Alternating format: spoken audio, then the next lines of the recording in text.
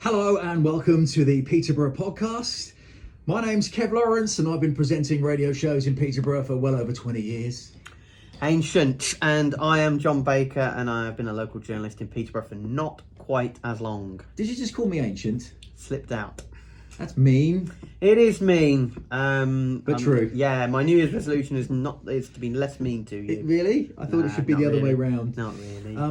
Right, here we go for episode number 21. We love to talk about our city, the beautiful city of Peterborough, politics to posh. If it's in the news or it's on our radar, we will talk about it. We like to be honest and relevant and positive. And on our latest podcast, we will feature... Yes, I went out for something called Operation Interstellar last week, which is interesting, a multi-agency approach between the police and the council and other organisations to clamp down primarily on crime in the city centre. I'm looking forward to that. Yeah. I think the whole idea of you going out on that is brilliant. So we'll come on to that in a minute. Okay. We need to be in a celebratory mood because our local university has won an award. Yeah, University of the Year in the Times Educational Supplement. It's ARU Peterborough. Yeah, ARU Peterborough. We're talking about the Green Technology Centre as well. We'll be looking back at some of our favourite moments from the year, highlights, and looking ahead. I'm so glad you made a list. I'm so glad you made a list of 2023 guests on this podcast. Mm-hmm. So we're each going to pick like 2 or 3 each to pick some of our favourite guests. Yeah. We've loved everybody. And talking of guests today. Yes, Penny Hanson will be here from the Cresset to look at the Christmas and New Year shows on offer, and also next year as well for the Cresset. What's going on? Whenever we speak to Penny from the Cresset, she's just brilliant. On the radio, I see her on the telly sometimes. She's a great talker and a really positive person for the city. And it's not just, I guess, her hat of running the Cresset Theatre, but she wears other hats too. Oh, do you know what? There she is ringing us right now. But in fact, on the podcast, I'm going to speak to her now. Penny, hello. I'm good, thank you. No worries. We will speak to you very soon. See you shortly. Bye. Love that. Mid-pod. Penny rings us. Mid-pod. She's on her way. Super. So let's get cracking then with this mission. Can you call it that you went on? If you'd like to call it a mission, you can. So it was a briefing, really, about Operation Interstellar, which is a crackdown on retail crime across Christmas. Police are trying to get tougher on shoplifters, essentially, with Operation Interstellar, which has already seen 65 arrests made over the past couple of months or so. It's the whole of the north of the county, I should just say. And 44 people have been charged and 12 people have been sent to prison so far, as Cambridgeshire Constabulary has stepped up its presence in the city, working alongside the council, the enforcement team, the officers that you may see walking up and down the streets of Peterborough. I think it's to... So you went alongside police and watched the work in progress, literally as they were monitoring shops and trying to catch criminals. Yeah, which is what they should be doing, obviously. I think there's a perception from people who don't go into the city centre that it's some sort of war zone, battle zone, where you'll just have your handbag taken away from you the moment you'll get into, you see on social media. And we need to get over that perception. We also need to get into people's minds the fact that the police are doing a good job and the council is doing a good job in trying to clamp down on these things happening. We've been a victim of crime. My wife has been a victim of crime. I think I mentioned in a previous show that she had a mobile phone stolen.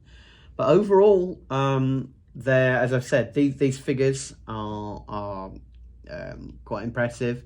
Over the course of the operation, around 30 officers, uniformed, plain clothes, will be patrolling the city centre with the aim of deterring shoplifters and also looking out for known offenders as well. What was interesting in the briefing was that we were shown a list of 10 known offenders that they will be looking out for. And some of these are prolific. Some of them haven't been seen in a while, but the police suspect that they will be back. Of all ethnicities, age groups, genders, a lot of them, it has to be said, do have drug habits as well. So they're stealing to feed those habits. And yeah, it's not an easy job for the police. They did mention some of the sort of things that happened. One of them actually mentioned that they recently arrested somebody, and an arrest warrant had been out for that person for 7 years. Goodness me. I know, and they find it that just hadn't been seen. Maybe moved back to the area, and then they were picked up. So what was your takeaway from experiencing that briefing, from going along and seeing the work that they do? What was your one takeaway from it? My one takeaway is that we should be confident that they are wanting to make a difference. And I think that, as I've said, the perception is that a lot of the time Peterborough, we've got no pride in the city anymore. Well, actually our police and actually our council officers and actually our rough sleepers team and our enforcement teams are trying to do the very best for this city. We all are. That's why we do this podcast. There's a section of people who are moaners, and I could mention a few of them online. We know some of them, but actually they're the ones you never see out and about in the city. The ones you see out and about in the city, the people we just mentioned, the people who do like the litter picks, Positive Peterborough, who are doing a lot of the work to clean up the city and bring more events into the city. You mean Peterborough Positive? I do mean Peterborough Positive. There we go. Well picked up. And just on that then, and in closing on this subject, we're going to be meeting Jay, who is the new PCC, who's recently been appointed for a role in the city centre. Part of the bid through bid funding, yep. And he will be a guest on our podcast early in the new year. Yeah, and he's great. I got to chat to him for the first time. Again, somebody who's recently started in the role. A physical, visible presence in the city centre, and that's one of the things that we mentioned before when we mentioned about huge amounts of money are being invested in police forces across the country on cybercrime, but you don't see those officers out and about, and people need to be able to see their bobby on the beat. I know it's an old-fashioned term, but still to see, those jackets, the hats, there. It gives you a bit more peace of mind. Younger listeners will be like, what's a bobby? A bobby is a policeman. It is. A very old-fashioned term there. It is, Mr. John Baker. It is. Let's move on. Let's talk about how happy we are that Ross Renton and his team at ARU Peterborough have recently won an award. Now, this is the prestigious THE Awards that honour exceptional performances during the various recent academic years. And ARU Peterborough has been awarded the Times Higher Education, THE, University of the Year for 2023. Yeah. Can we just lean back and give them a big round of applause? Here we go. Yes. I've only got little hands, so it doesn't really work for me. Didn't clap particularly boisterously. Like I should have done like a performing seal, should I? Yeah, why not? Well, I would like to give them a clap. I mean, we've waited a long time for a university in this city, didn't we? And obviously, it's come to fruition, and obviously, it's immediately making an impact. It's 40 years or so it took. So, as we know, Anglia Ruskin does this in several cities as well. And what judges said in winning the award was that the strong admissions growth, the continued demonstration of leadership in the approach to public service education, multiple examples of great research, a Queen's Anniversary Prize for its pioneering Cambridge Institute of Music Therapy research, many other things. These achievements paint a picture of a university that knows what and who it is for and is delivering, including taking calculated risks to support its region to the full. Okay. Do you know, I think back to when I first heard that Peterborough was going to get a university, and I remember thinking, oh, that's great. And it didn't seem that much longer when there were spades going in the ground. Oh, it's being built. And all of a sudden, you sort of fast forward to now, and Ross Renton and his team are winning awards, and I think they should be hugely applauded. They're making a massive difference to the city, aren't they, at the university? And for winning this award, I think it's going to give them a big boost going into 2024 for that university to continue to develop and to grow. More and more students coming to the city, contributing to the economy, amongst other things. So yeah, massive hats off to the university. What I get about Ross, when I've met him before, is he's quite a young guy, and he sort of gets the city, doesn't he? He sort of gets it, He's not somebody who's obviously he's not originally from Peterborough. His accent, his Scottish accent, would give that away straight away. But he gets the city. He loves the city. he loves the fact that he's got control of a new university, something new for the city we've waited for a long time. And he's a very likeable person, and you get the feeling that as the university grows, it will grow not just at the Embankment, maybe across the city as well over the years. He wants to be at the forefront of that, and we all want it to succeed. All of us want it to succeed. It's fulfilling a need for the area, a need in science, technology, food delivery, in terms of science. So yeah, great news for our university. That's a much better clap. So still to come, we're going to be chatting to Penny Hanson from the Cresset Theatre. We're also going to be reflecting on our 2023 year, and we're going to be discussing who our favourite guests were on the podcast. You've picked 2 or 3 and I picked 2 or 3. And all the guests that don't get a mention, we want to ask you not to feel too upset that you weren't picked as our, as our favourites. I'm going to do it right. I'm going to do my 3 now. Yeah, I haven't really thought through it enough. Before we get onto that though, a quick mention for the Green Technology Centre. Yes, £13.5 million it is costing. We were there the other day. It's just started, and it's a milestone for Peterborough College. Civic leaders gathered to join College Principal Rachel Nichols for a spades in the ground ceremony to officially mark the start of building the centre that will equip our students with the work skills of the future. Clegg have been there since October. It's going to be something brilliant again for the city. You know how positive we are about it. Construction should be sorted towards the end of next year. So November 2024, this centre is expected to be completed by. They're going to have to go some. They are going to have to go some. Less than a year. Oh, yeah. It is less than a year. And when you consider that it's almost 2,700 square metres in size, including all sorts of workshops, an engineering lab, an engineering and motor vehicles lab, classrooms, etc. Yeah, they are going to have to get their spades going quickly, aren't they? But why not give it a deadline like that? If it's something that we need and it's something that we can be proud of, let's go for it. The picture at the college of all of the people in their high-vis jackets and their helmets, it's momentous, and like we say, it's very positive for the city. Now, let's start discussing some of the guests we've had on since we started the podcast earlier in the year. We're going to pick 2 or 3 each. Do you want me to go first? Go on then. I'm going to pick Susan Broccoli from We Love Peterborough. First guest ever. Who was our first ever guest. And I just thought she came on and she's so positive, and her Facebook pages continue to grow and grow and grow. Recently, I was hosting a switch-on event, Christmas light switch-on event inside Queensgate. And I was saying, where are you with your numbers? I think I was right in saying she was just under 23,000 likes to her page. And I went on the mic to all the people in the Queensgate and said, get your phones out and click and search for We Love Peterborough on Facebook, and then click like.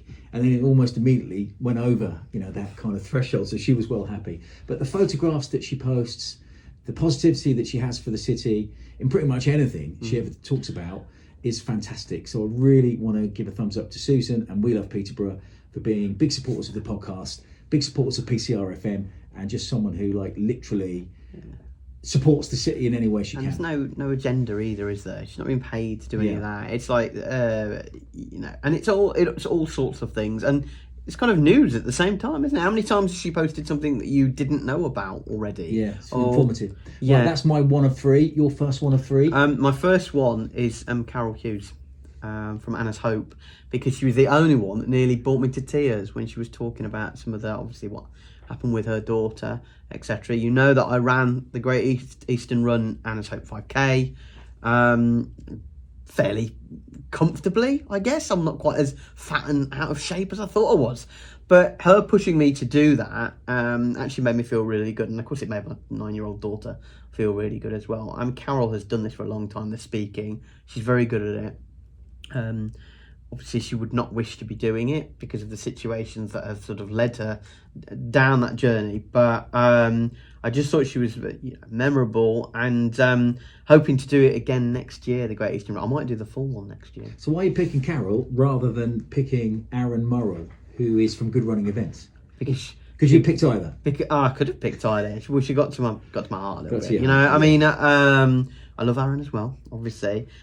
It's just, there were bits of that. I mean, I've known Carol 12, 13 years, and actually I'd never heard some of the elements. When she mentioned that Anna couldn't swallow when she'd come round from her operation because there wasn't the medical help required, for her. You just think, oh my goodness me. And when I played it back later on to my wife, we were both like looking at each other and thinking, you know, and she's made a mission of her life to help other children with brain tumours, and you know, you can't applaud that enough, really.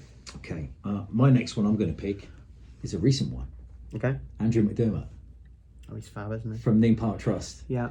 When we spoke to Andrew, the level of passion, detail, of knowledge and understanding about what Ferry Meadows is, what it means to the city, the work they do as a team to continuously strive to make it better, the success of their winter festival, we're in the middle of that now in December, and just what Ferry Meadows and the whole of Neam Park Trust means to the city.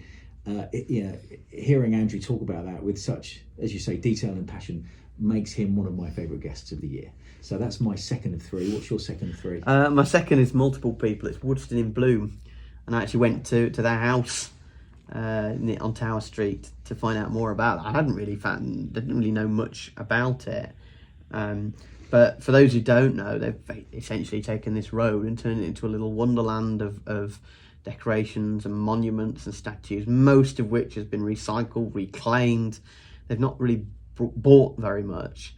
And it was fantastic sitting there with the previous mayor of Peterborough, Councillor Alan Dowson, who's been a major driving force behind it as well, getting some of the funding.